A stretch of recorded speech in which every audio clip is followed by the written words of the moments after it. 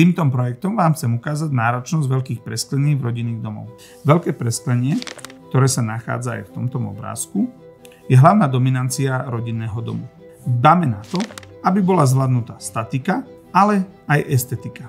Zadaním architekta a investora v tomto projekte bolo bezbariérovosť, veľké presklenie, bezúdržbovosť a veľmi dobré teplno-izolačné vlastnosti. HS portály po stranách vytvárajú bezbariérový prechod na terasu. Spojenie interiéru a exteriéru vytvára priestor na veľmi dobrý relax. V tomto projekte sme použili drevohliníkové okná. Do tohto projektu sme dodávali dva typy dverí. Jedné boli medziizbové, na ktoré bola požiadavka veľmi dobré zvukovo-izolačné vlastnosti. A ďalšie boli protipožiarne vstupné do každého apartmánu. Tieto dvere boli vybavené bezfalcovými pántami, skrytým samozatváračom a kartovým systémom.